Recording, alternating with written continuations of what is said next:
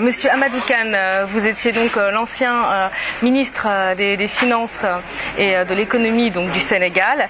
On est ici à Paris dans le cadre du sommet Afrique-France. On est à Bercy où se déroule donc un sommet important, un sommet économique. Une question d'abord générale sur le thème de ce sommet, un nouveau modèle de partenariat économique entre la France et les pays africains. Sur quelle base ce nouveau partenariat ? Je crois qu'il était utile pour et la France et l'Afrique de s'interroger sur les modalités de ce partenariat compte tenu de l'évolution que connaît l'Afrique, l'évolution économique très forte et puis également les partenariats nouveaux qui se font avec ce continent et aussi il faut le dire, l'espèce d'hésitation que la France a eue envers l'Afrique ces dernières années. Donc, refonder cette coopération était tout à fait utile et la refonder sur la base d'un partenariat gagnant-gagnant comme on dit de plus en plus et qui soit plus respectueux des intérêts et de l'Afrique et plus aussi en rapport avec probablement les nouveaux besoins de la France.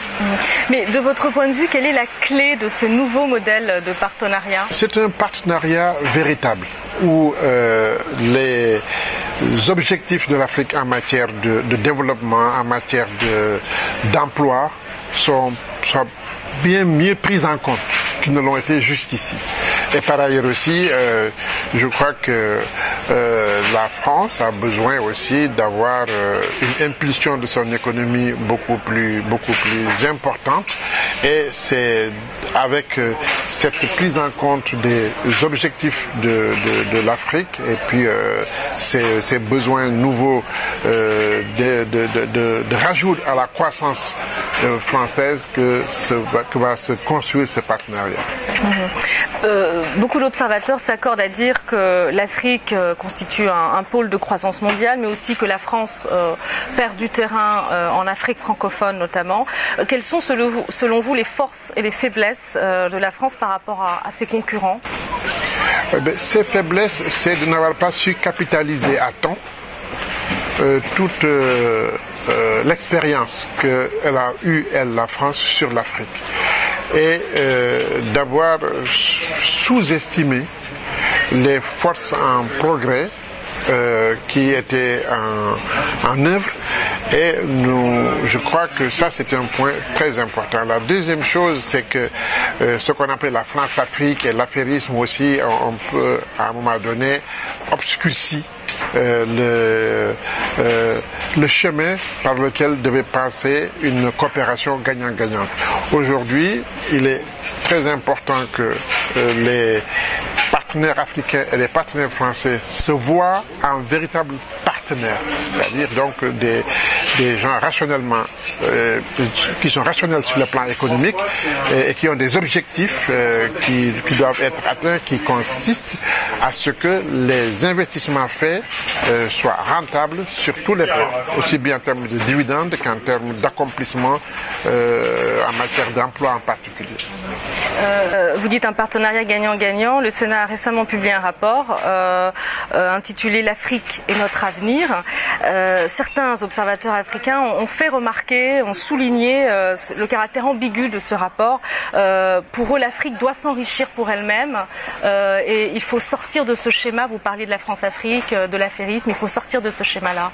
Il faut absolument sortir de ce schéma. Maintenant, nous avons besoin d'avoir des partenariats. L'Afrique doit rester très concentrée sur son développement, ne pas aussi se laisser griser par l'ensemble des rapports très positifs, voire même euphoriques qu'il y a aujourd'hui. Mais vous reconnaissez le caractère ambigu du rapport qui a été publié par le Sénat sur ce côté, l'Afrique est notre avenir? C'est un point de vue de sénateurs français parlant de leur perception de la coopération. Ce n'est pas nécessairement le point de vue de l'Africain que je suis. Nous voulons que ce partenariat soit gagnant pour nous. Et il n'est pas exclusif, il est un partenariat qui est ouvert. Nous avons beaucoup à retirer de la France d'une autre manière et elle a certainement aussi à retirer de sa coopération avec nous des avantages nécessaires à son impulsion économique. Est-ce que vous avez le sentiment, Monsieur le ministre, que le rapport de force a changé? Aujourd'hui, vous êtes à Paris. Est-ce que ce rapport de force a changé dans la mesure où aujourd'hui vous arrivez et vous dites, voilà, l'Afrique constitue, selon les prévisions internationales, le continent du futur. Vous avez tout à gagner en établissant un partenariat d'égal à égal. Est-ce que vous vous sentez en position de force? Écoutez, il ne faut pas voir ça en termes de position de force, je crois. Il faut voir ça en termes de liberté de contracter et de faire en sorte que ces intérêts soient pris en considération mieux qu'ils l'ont été dans le passé. C'est comme cela. Et effectivement, de ce point de vue, nous sommes mieux préparés à négocier, nous sommes mieux préparés à discuter, nous avons peut-être plus conscience de nos intérêts. Mais je crois que si tout cela est bien fait, globalement, tout le monde y gagnera. Voilà. Donc, Et parmi les panels qui ont été organisés, il y en a un justement sur la mobilisation des ressources financières, des ressources humaines. Concernant les ressources financières, il faut donc créer de la richesse, booster le secteur privé. Mais il y a un problème quand même, c'est le secteur informel qui est dominant dans les économies africaines. Quelles sont les solutions pour rapprocher justement le secteur privé et l'aide publique qui domine? Alors, plusieurs questions dans votre question. La part de l'informel est réelle, cette part est excessive, elle va naturellement s'amoindrir en relation avec les besoins de financement de l'informel et d'organisation que va nécessiter le développement de ce secteur. Ce secteur va de moins en moins s'informaliser et de plus en plus répondre à des critères qui vont le rendre plus bancable et en rapport avec ses besoins d'expansion. Ça, c'est une chose. L'autre question concerne la mobilisation des financements. Ces financements vont arriver, ils sont en train d'arriver. Vous avez entendu ce matin les grands groupes comme Bolloré, comme Total annoncer les investissements massifs qu'ils sont en train de faire dans le continent. Mais vous avez également des fonds d'investissement qui sont en train de mobiliser des ressources en direction de la petite et moyenne entreprise. Et cela, c'est le futur. Monsieur Madické, merci. Merci beaucoup, madame. Merci.